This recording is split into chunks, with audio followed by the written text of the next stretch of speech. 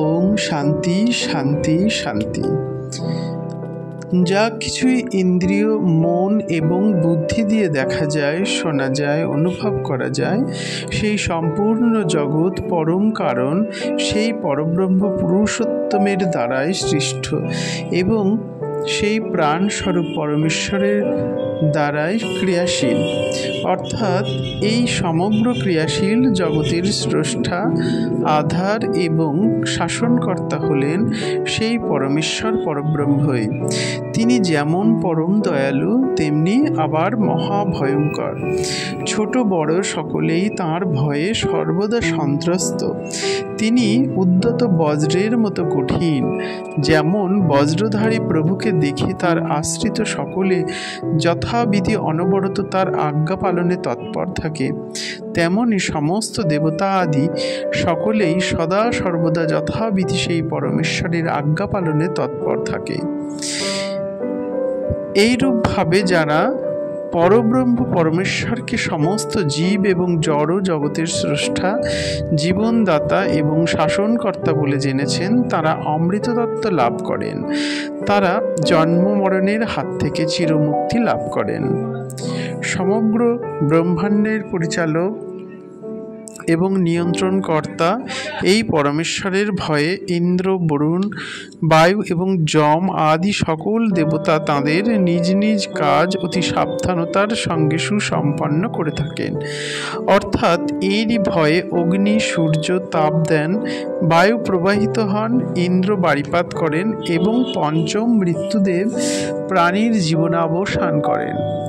সারাংশ এই যে জগতে দেবতাদের দ্বারা যে সমস্ত কাজ নিয়মিত সম্পন্ন হয়, তা সবই হয় ওই সর্বশক্তিমান পরমেশ্বরের অমোঘ বিধানে। তাঁরই শক্তিতে, তাঁরই ইচ্ছায় এই জগৎ সংসার সুচারুরূপে পরিচালিত হয়। যদি এই বিশ্ব ব্রহ্মাণ্ডের সৃষ্টিকর্তা সর্বশক্তিমান পরমেশ্বরকে কোনো সাধক মৃত্যুর পূর্বেই জেনে নিতে পারেন, অর্থাৎ যতদিন এই শরীরে সাধন ভজন স্মরণ আদি সাধনা করবার শক্তি সামর্থ্য থাকে, আর যতদিন না এই দুর্লভ শরীরের নাশ হয়, ততদিন যদি মনসংযম করে পরমাত্ম তত্ত্বকে জেনে নিতে পারেন, তবে তো মানব জন্ম সার্থক। অর্থাৎ অনাদিকাল থেকে জন্ম মৃত্যুর চক্রে আবর্তিত হওয়ার ফলে বারংবার এই সংসারের যে সুখ দুঃখ কষ্ট ভোগ তার হাত থেকে নিষ্কৃতি লাভ হয়। আর তা না হলে তাকে অনেক কল্পকাল ধরে এই সংসারে বিভিন্ন জনিতে ঘুরে মরতে হয়। অতএব মৃত্যুর পূর্বেই মানুষের সেই পরমাত্মাকে অবশ্যই জেনে নেওয়া উচিত। পরিষ্কার আয়নার সামনে কোনো বস্তুকে ধরলে যেমন আয়নার মধ্যে ওই বস্তুকে স্পষ্ট দেখা যায়, সেই রকম জ্ঞানী মহাপুরুষের বিশুদ্ধ অন্তঃকরণেই সেই পরমাত্মা স্পষ্টভাবে দৃশ্য হন। যেমন স্বপ্নাবস্থায় বস্তু সকল মানুষের কামনা বাসনার জন্যে এবং বিবিধ সংস্কার অনুযায়ী বিশৃঙ্খলভাবে অস্পষ্টভাবে দেখা যায়, সেই রকম পিতৃলোকেও পরমেশ্বরের স্বরূপ যথাযথ দৃশ্য না হয়ে অস্পষ্টভাবে দেখা যায়। কারণ পিতৃলোকগত জীবের পূর্বজন্মের স্মৃতি এবং সম্পর্ক বিষয়ে জ্ঞান থাকার জন্যে সে তদনুরূপ বাসনার দ্বারা আবদ্ধ থাকে। গন্ধর্বলোক পিতৃলোক অপেক্ষা কিছু উন্নত।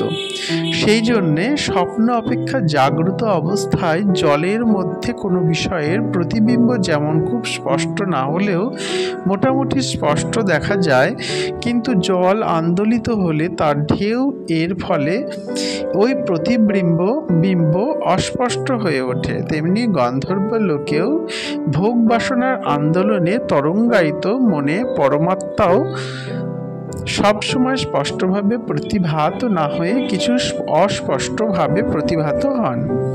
কিন্তু ব্রহ্মলোকে যারা বাস করেন,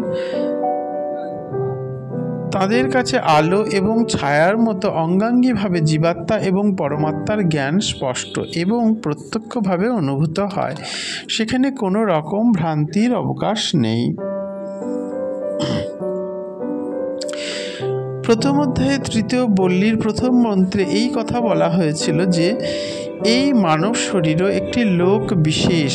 এখানেও জীবাত্মা এবং পরব্রহ্ম পরমাত্মা আলো ছায়ার মতো অঙ্গাঙ্গিভাবে হৃদয় গুহায় গুপ্ত থাকেন। অতএব মানুষের উচিত অপর লোকের কথা চিন্তা না করে এই বর্তমান শরীর থাকতে থাকতেই সেই পরব্রহ্ম পরমেশ্বরকে উপলব্ধির জন্য চেষ্টা করা। এই জন্যই এই মন্ত্রের অবতারণা হয়েছে। শব্দ স্পর্শাদি বিষয়ের অনুভূতি রূপ ভিন্ন ভিন্ন কর্মের দ্বারা সৃষ্ট ভিন্ন ভিন্ন ইন্দ্রিয় সমূহের ভিন্ন ভিন্ন স্বভাব, অর্থাৎ যেমন জাগ্রত অবস্থা তাদের ক্রিয়াশীলতা এবং সুষুপ্তিকাল লয় অবস্থা, এই সব বিষয় বিচার করে বুদ্ধিমান ব্যক্তি এই রহস্যের সন্ধান পেয়ে স্থির সিদ্ধান্তে উপনীত হন যে এই ইন্দ্রিয় বুদ্ধি প্রবৃত্তি এবং এর সংঘাত রূপ যে শরীর তা আমি নই, আমি হচ্ছি এর থেকে সম্পূর্ণ আলাদা, নিত্য চেতন এবং সর্বতভাবে শুদ্ধ, বুদ্ধ এবং মুক্ত। তখন আর তিনি কোনো জাগতিক ব্যাপারে শোক করেন না, চিরতরে শোক এবং দুঃখের থেকে মুক্তি লাভ করেন। ইন্দ্রিয় থেকে মন শ্রেষ্ঠ, মন থেকে বুদ্ধি শ্রেষ্ঠ, বুদ্ধি থেকে এই সকলের প্রভু জীবাত্মা শ্রেষ্ঠ, কেননা এই সকলের ওপরে এই আত্মার অধিকার। মন আদি সকল ইন্দ্রিয় এই জীবাত্মার আজ্ঞা পালন করে, সকলের ওপরে তার প্রভুত্ব। অতএব এই জীবাত্মা শরীর এবং শরীরস্থ মন বুদ্ধি প্রভৃতি অপেক্ষা শ্রেষ্ঠ। এই জীবাত্মা অপেক্ষা এর অব্যক্ত শরীর শ্রেষ্ঠ, যা পরমেশ্বরের সেই প্রকৃতির অংশ এবং একে প্রবল বন্ধনে আবদ্ধ রেখেছে। তুলসীদাসের কথায় যেহি বস কিন হে জীব নিকায়া। গীতাতেও প্রকৃতির 3 গুণের দ্বারা জীবাত্মার বন্ধনের কথা বলা হয়েছে। কিন্তু এই অব্যক্ত প্রকৃতি যা জীবাত্মা অপেক্ষা শ্রেষ্ঠ, তার থেকেও এর যিনি অধীশ্বর পরম পুরুষ পরমাত্মা তিনি শ্রেষ্ঠ। তিনি নিরাকার রূপে সর্বত্র ব্যাপ্ত। তাকে জেনে এই জীবাত্মা প্রকৃতির বন্ধন থেকে মুক্ত হয়ে অমৃত স্বরূপ পরমানন্দ লাভ করে। অতএব প্রকৃতির বন্ধন থেকে মুক্তি লাভের জন্য জীবের উচিত পরব্রহ্ম পরমেশ্বরের শরণ নেওয়া। পরমাত্মা যেদিন এই জীবের প্রতি করুণা পরবশ হয়ে মায়ার আবরণ সরিয়ে দেন, সেদিনই তার পরব্রহ্মকে লাভ করা সম্ভব হয়। অন্যথায় এই মূঢ় জীব সর্বদা আপন অন্তরে থাকা সত্ত্বেও সেই পরমেশ্বরের স্বরূপ জানতে পারে না। এই পরব্রহ্ম পরমেশ্বরের দিব্য স্বরূপ বিষয়াদির মতো প্রত্যক্ষ দৃষ্টিগোচর হয় না। পরমাত্মার দিব্য স্বরূপ প্রাকৃত চর্মচক্ষু দিয়ে কেউ দেখতে পায় না। যে ভাগ্যবান সাধক নিরন্তর ভক্তি সহকারে তার ধ্যানে নিরত থাকেন, যখন সেই ধ্যানের গাঢ়তা প্রাপ্ত হন, সেই সময় তার মন প্রাণ ভগবানের স্বরূপের চিন্তায় নিশ্চল হয়ে পড়ে। সেই নিশ্চল হৃদয়েই ওই সাধকের বিশুদ্ধ বুদ্ধিরূপ দিব্য চক্ষুর সামনে পরমাত্মার দিব্য স্বরূপের আবির্ভাব ঘটে। যিনি এইভাবে পরম পুরুষের দর্শন লাভ করেন, তিনি অমৃতত্ব লাভ করেন, অর্থাৎ নিজেও অমৃত স্বরূপ হয়ে যান। যোগাভ্যাসের দ্বারা যখন মনের সঙ্গে অন্যান্য জ্ঞানেন্দ্রিয় সকল সম্পূর্ণ নিশ্চল এবং বুদ্ধিও পরম পুরুষের চিন্তায় নিষ্ক্রিয় হয়ে যায়, তখন তার পরমাত্মার অতিরিক্ত অন্য কোনো কিছুর কিঞ্চিত মাত্র জ্ঞান থাকে না।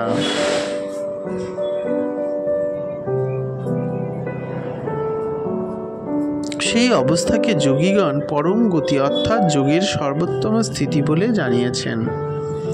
ইন্দ্রিয়, মন এবং বুদ্ধির অচঞ্চল অবস্থাকেই যোগ বলা হয়।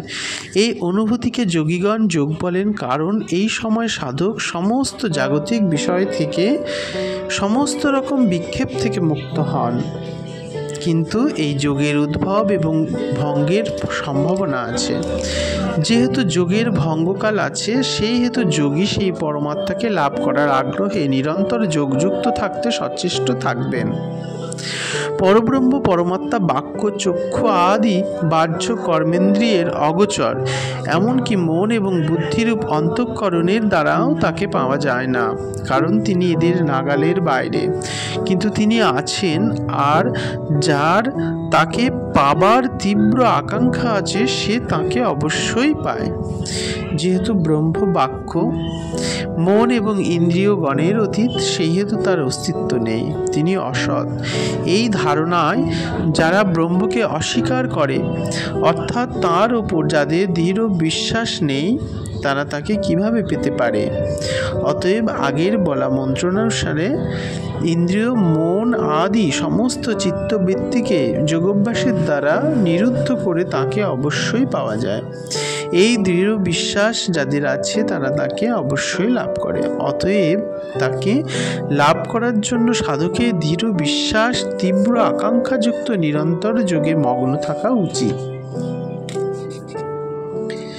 সাধকের প্রথমেই চাই পরমাত্মার অস্তিত্বে নিশ্চিত বিশ্বাস, অর্থাৎ তিনি আছেন এবং তাকে লাভ করা যায় এই বিষয়ে দৃঢ় নিশ্চয়তা, আর এই বিশ্বাসে তাকে স্বীকার করে নিয়ে পরমাত্মার তাত্ত্বিক বিচারপূর্বক নিরন্তর ধ্যানস্থ হয়ে তাকে লাভ করার চেষ্টা করা। যখন সাধক ভগবান আছেন আর তার নিজ অন্তরেই বাস করছেন এবং চেষ্টা করলে তাকে পাওয়া যায়, এই নিশ্চিত বিশ্বাসে তাকে স্বীকার করে নিয়ে তাকে পাবার জন্য যোগযুক্ত হয়ে নিরন্তর ধ্যান করেন, তখন পরম পুরুষ ভগবান নিজের অচিন্ত দিব্য তাত্ত্বিক স্বরূপ নিয়ে সাধকের অন্তরে আবির্ভূত হন।